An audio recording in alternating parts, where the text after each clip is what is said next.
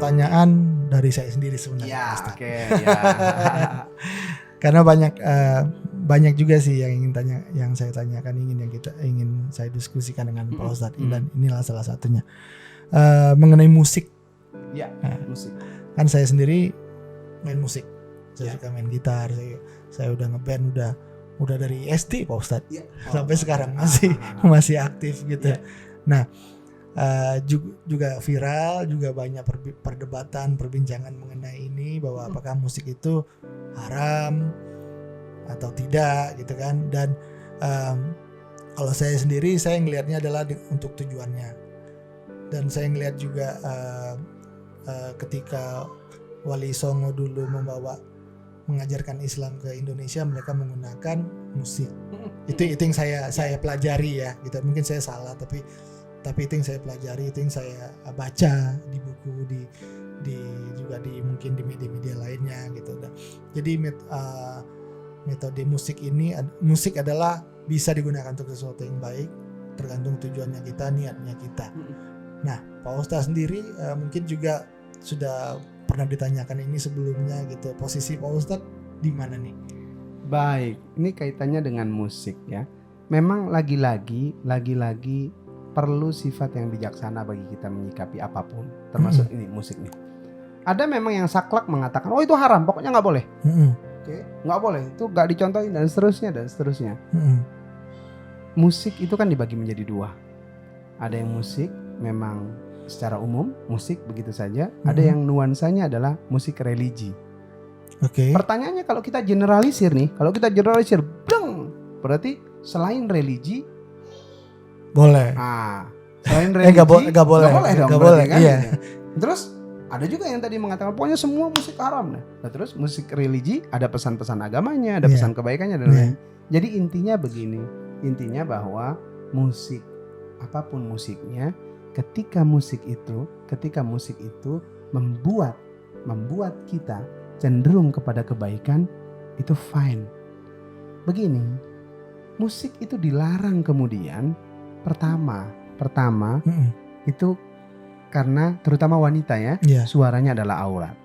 Yang kedua bahwa musik ini kemudian bisa jadi membuat si penyanyi mendesah, menimbulkan hawa nafsu laki-laki dan lain-lain. Sehingga tadi dikatakan karena itu adalah auratnya akhirnya kemudian.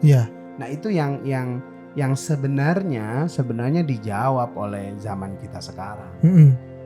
Bahwa kalau kita lihat musik-musik yang mendesah itu sekarang udah nggak laku kok. Kan begitu ya? Nggak laku, kita lihat otomatis tereliminir sendiri, nggak usah kita benci dan lain-lain, udah otomatis.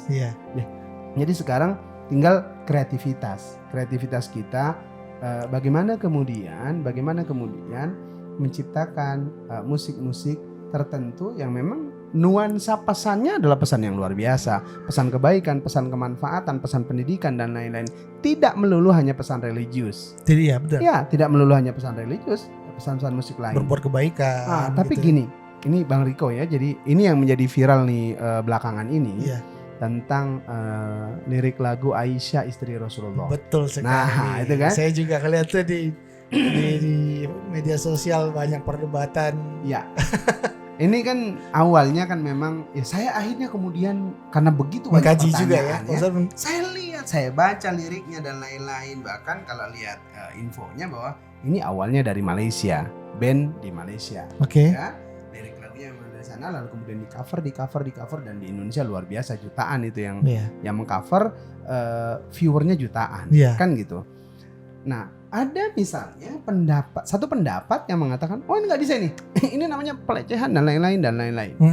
Ya, kalau saya melihat, ini pandangan saya melihat nggak ada unsur pelecehan terhadap Rasulullah, nggak ada pelecehan terhadap Aisyah istri Rasulullah juga nggak ada.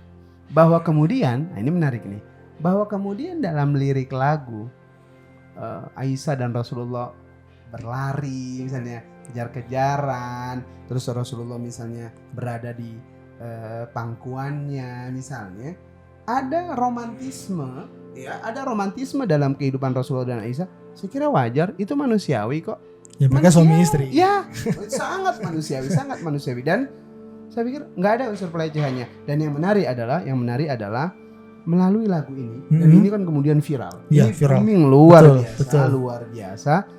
Sehingga tidak sedikit juga di antara orang-orang, terutama komunitas plus 62 ya sekarang, yang sebenarnya mereka melihat, wah, mengkaji lagi nih, siapa sih Aisyah itu sebenarnya? Malah jadi belajar. Itu luar biasa. Kemudian belajar dan seterusnya. Saya pikir bahwa ini dampak positifnya luar biasa. Jadi bahwa kemudian dan yang menarik tadi lagi ya, bahwa kalau kita kembali pada teori dasarnya, jangan sampai mendesak ketika menyanyikannya, dan sampai kemudian menyanyikannya menimbulkan hawa nafsu. Dan nggak ada tuh ketika dinyanyikan dan kita mendengar, wah itu indah sekali. Apalagi kalau kita mau meresapi, wah itu dahsyat luar biasa. Itu baru Aisyah ya. Belum kalau kita membahas Khadijah, istri Rasulullah yang luar biasa, sejak awal berjuang bersama Rasulullah, habis hartanya itu diserahkan untuk agama. Itu luar biasa nanti. Kalau dalam posisi netral nih kita nggak berada di pihak manapun, ya kita dengerin aja liriknya, oh ini liriknya nyaman ya. Jadi begini, kalau saya sih mengatakan begini, selama musik itu membuat dirimu dekat dengan Tuhanmu, itu fine. Selama musik itu membuat engkau jauh dari Tuhanmu, tinggalkan.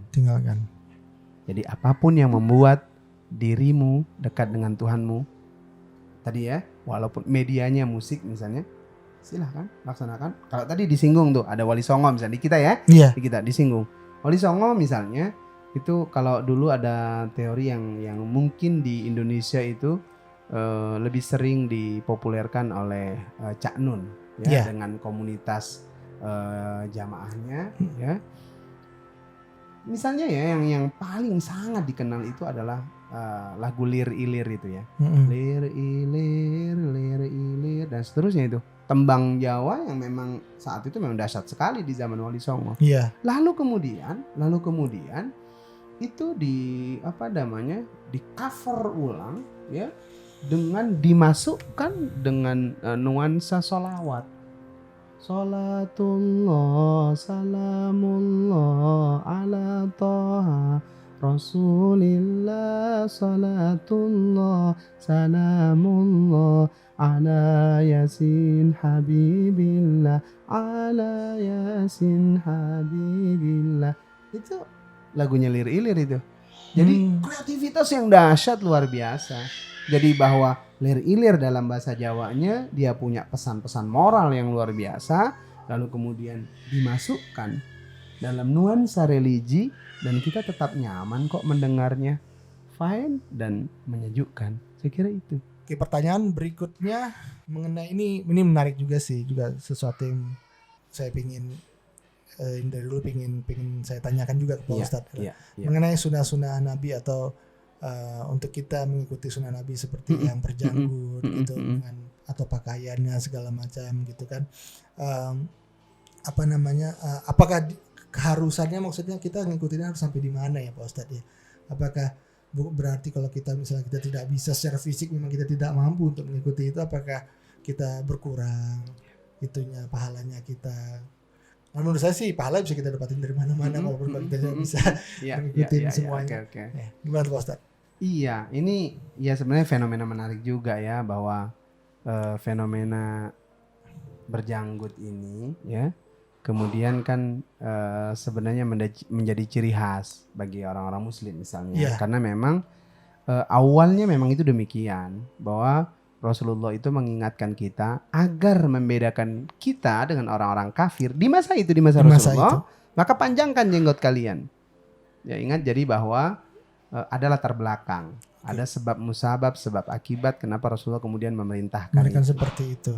Kemudian ini kan menjadi teori sunnah karena ini juga telah diperintahkan oleh Rasulullah. Tapi maksud saya begini, jangan sampai kemudian saudara-saudara kita yang memang sebenarnya tidak ada keturunan berjenggot lah, kira-kira gitu ya. Tidak ada keturunan berjenggot. Secara fisik nggak bisa. Secara fisik memang nggak numbu, atau memang hanya numbu 1, 2 atau 3. Maksudnya nggak usah berkecil hati. Betul tadi Bang Riko mengatakan, ya pahala sunnah itu nggak cuma dari jenggot, kan gitu kan? Banyak pahala-pahala yang lain kalau kita mau mengikuti sunnah Rasul. Maksudnya ya nggak usah pakai nggak usah ngambil di pahala jenggotnya misalnya. Kalau memang nggak punya keturunan ya, nggak punya biasanya, ya. Biasanya ya kalau ada fine, silahkan, nggak apa-apa. Memang kelihatan lebih laki-laki, lebih maco dan lain-lain, misalnya dengan berjenggot misalnya kelihatan lebih wibawa misalnya dan seterusnya. Nah, yang menarik adalah begini. Yang menarik adalah pemahaman bagi saudara-saudara kita. Jangan sampai kemudian siapapun kita yang muslim, ketika kita mengikuti sunnah Rasul, termasuk berjenggot tadi. Iya. Ketika kita mengikuti sunnah Rasul, lalu kita melihat saudara kita tidak berjenggot, lalu kemudian kita merasa diri kita paling sunnah. Ya, seperti tadi ya, seperti kita bahas di pertama kali ya. Tadi tuh. Jadi maksudnya jangan sampai demikian. Jangan sampai kita menyimpulkan bahwa kalau nggak jenggotan berarti kurang sunnah nih, kurang sempurna nih muslimnya. Tidak, jangan sampai demikian. Karena gini, ayo kita belajar dari satu teori dalam Quran. Misalnya begini, kalau Allah mengatakan ya ayyuhalladzina amanu yang beriman, la yaskhara qaumun min qaumin asa ayyakunu khairam minhum. Kata Allah, jangan kau mengejek suatu kaum, ya.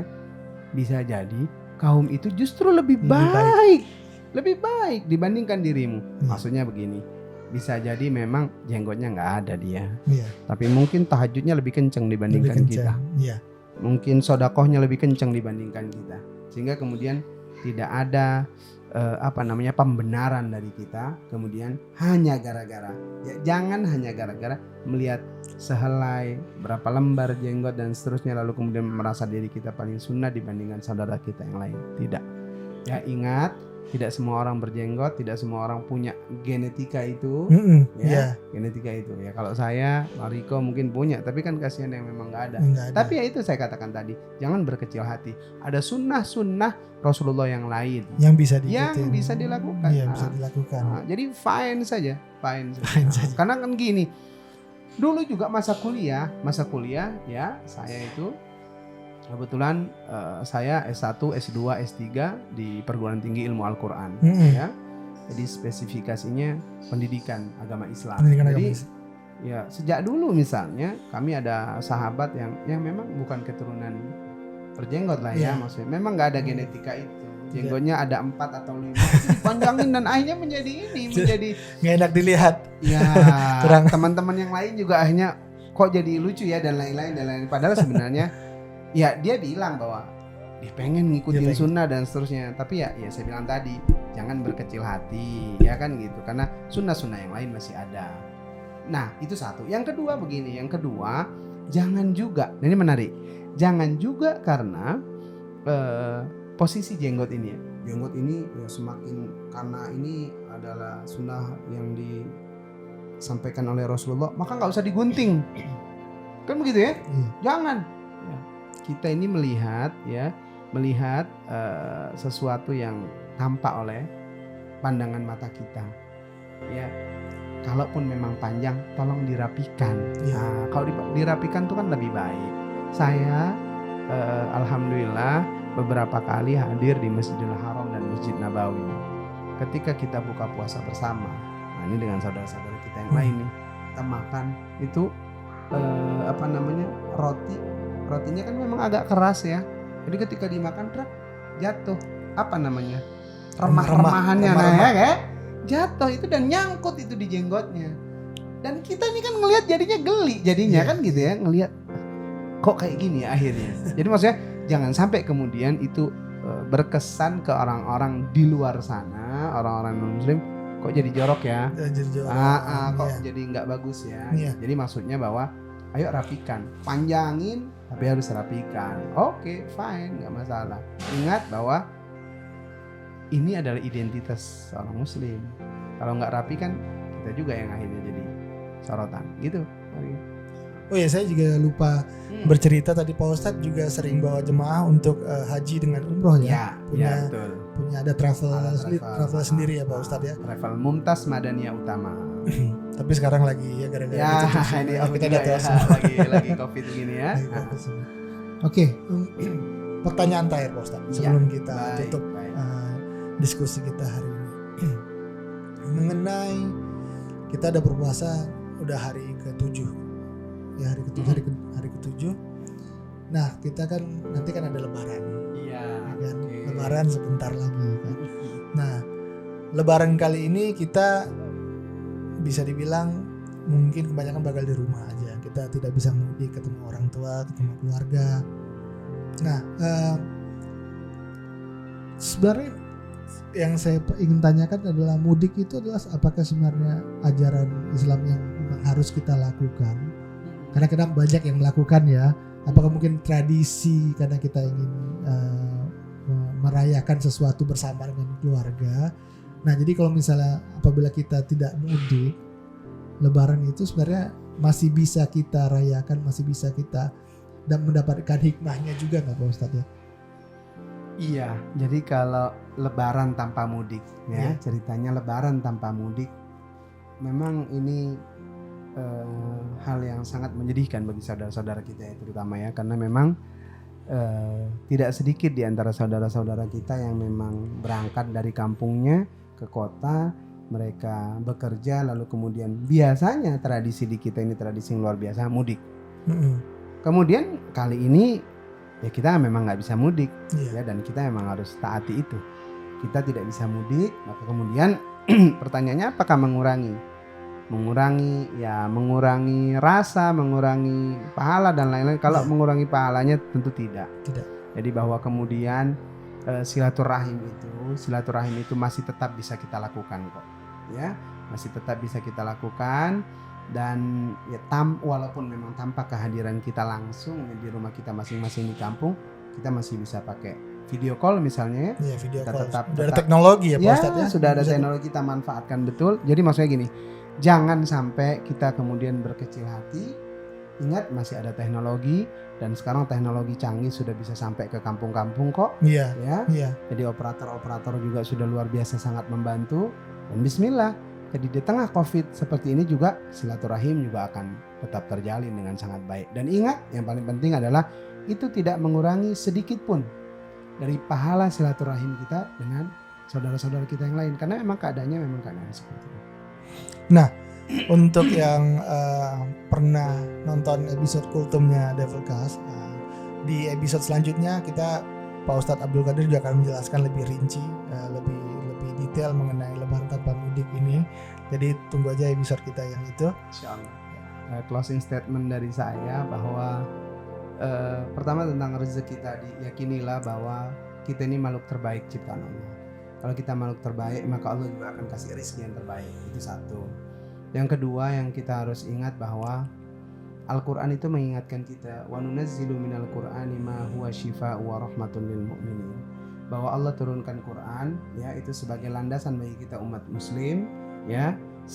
Harusnya ketika Quran diturunkan menjadi syifa, menjadi obat, menjadi rahmat bagi semua kita mukmin, maka siapapun kita yang semakin mengaji, semakin mengkaji, harusnya semakin bijaksana. Ingat, semakin ngaji, semakin mengkaji, harus semakin bijaksana, bukan semakin menyalahkan saudara-saudara, bukan, ya. Jangan lagi ada saudara-saudara kita yang mau diadu domba, jangan lagi ada yang mau dikotak-kotakan, jangan lagi. Dan yang paling penting, jangan lagi ada saudara-saudara kita yang merasa dirinya paling benar dibandingkan saudaranya yang lain. Jangan merasa dirinya paling sunnah, paling syar'i dibandingkan saudaranya yang lain. Jangan, ya. Ingat, tadi kita sudah bahas bahwa itu bagian daripada kriteria atau karakteristik daripada iblis itu sendiri. Kita jauhi itu. Nah, terakhir bahwa siapapun kita dengan apapun yang kita miliki, entah dengan ilmu, dengan harta dan lain-lain, jadilah orang yang bermanfaat dengan saudara-saudara kita. Kalau kita memang tidak punya apa-apa, ya kita saling mengingatkan, tawasau bil haq, tawasau bis sabr. Kita harus jadi orang yang saling mengingatkan dan saling menguatkan. Saya kira itu Bang Riko, ya, mudah-mudahan kita sukses dunia akhirat. Amin. Amin. Oke, terima kasih Pak Ustadz Abdul Qadir. Mudah-mudahan kita bisa diskusi lagi mungkin kapan-kapan. Amin. Banyak yang masih bisa kita bicarakan, yang ingin kita share. Oke, thank you for listening. Kita ketemu lagi di podcast selanjutnya. Stay tuned. Bye.